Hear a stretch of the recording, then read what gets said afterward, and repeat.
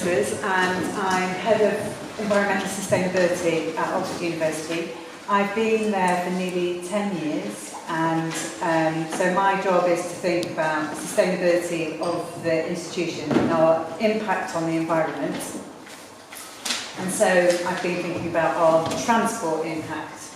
And I'm going to just talk through our approach on how we try to reduce the transport impact of the university. I'm going to give you some context in terms of what we know about how staff and students travel, and tell you about what things we do to help staff and students travel in a more sustainable way. And then I'm going to conclude with my recommendations for you.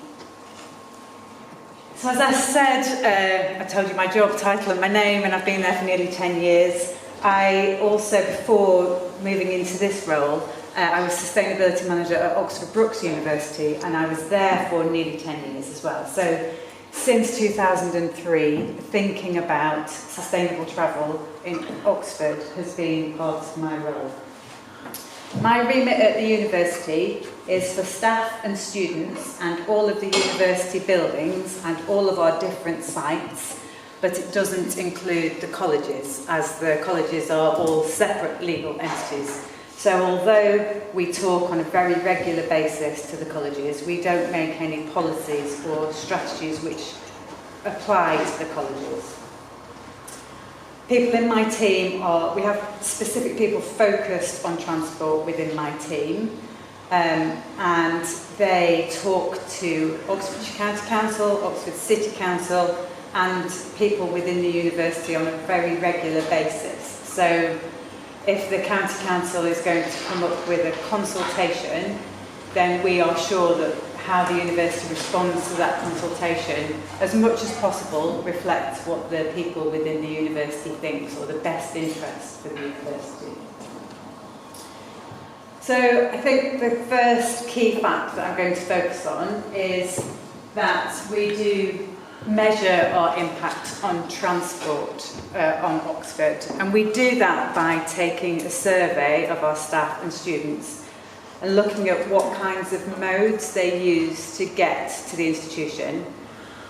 We do that very regularly. We do it on an annual basis, and so we have the data that shows us, what kinds of ways people are using to get to the university. I've used data on this pie chart from 17-18 because I thought it was a fairer representation. We do have some data from November 2021, and we'll take data again this year, and probably the data from this year is going to be really crucial. I think that, I know that data shows that it's always been around about the 30% mark of our staff that use cycling as a way to get into the university. Then the second most common form for them to use to get into work is the bus, and then the third is single-use car. That proportion has dropped over the years that we've been measuring it. It's dropped significantly. That's quite a different picture for our students. So over 90% of our students walk, cycle, or take the bus, and in that order.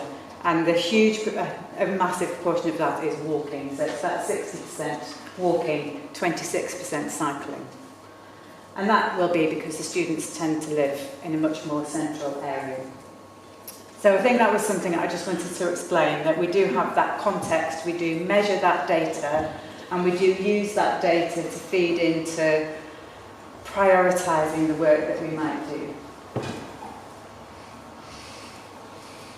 Also, that COVID has changed those transport habits massively. Pre-COVID, there wasn't really a huge amount of working from home that was carried out by university staff. It was something that was done on an individual department basis. There was not a university-wide policy about how staff might be able to work from home or not. In fact, it was thought of something that was a bit too difficult to tackle. And so we were obviously forced to tackle that, and now flexible working is available to the majority of staff. And this pie chart just shows that that really is the case. This is data that we took from November 2021 and shows that there are a large amount of staff that will be working from home at some time during an average week. So what do we do with all this data and how do we make it matter? So you've heard lots about carrots and sticks, and I'm going to use that phrase as well. We use carrots and sticks. So I'd say a carrot is the fact that flexible working is available to most of our staff. Our biggest stick is around demand management of our parking space, or restricting parking. So we only let people park who we feel really need to park. There's a kind of default position that you shouldn't need to drive into Oxford because you can use our park and ride. And we've taken that default position since 2000. And since 2000, we have been charging for any parking permits that are made available to staff, and we charge in relation to salary. So people who are paid more pay more for their parking permit. All of that money is then ring-fenced and spent on helping the university to achieve more sustainable travel. And at the moment that represents around about £400,000 on an annual basis. That changed massively during the pandemic because we stopped charging for parking. And so, our transport initiatives all were thrown up in the air and changed quite a lot, but they were all getting back to where they were pre-pandemic. We make discounts available for bus and train users, and there are a plethora of support initiatives for cyclists. So there is free cycle maintenance on site. People are helped to buy bikes through salary sacrifice or an interest-free loan, whichever one they want to do. There are showers, there are lockers. We have made available to all staff and all students 6 hours of free one-to-one cycle training. So we think we do a lot to make sure that if people want to cycle, they can. I want to be in a position where no one says to me, I don't cycle to work because I don't think it's safe. We also seed fund bus services. So we've brought in a bus service that links Harwell to Oxford and Oxford to Headington. So we've paid that for ourselves. We paid for that ourselves originally, and now we subsidise it, but work with local bus company to make sure that that runs and is available to staff, but also the public. So in conclusion, in my position, faced with your question, trying to find solutions that work for everyone affected in Oxford, my advice would be to consider the impact that large organisations can have through carrots and sticks, and that might be reducing car parking, or it might be really supporting people to think through what alternatives they can take. It might be just this offer of more working from home so that those journeys aren't even needed.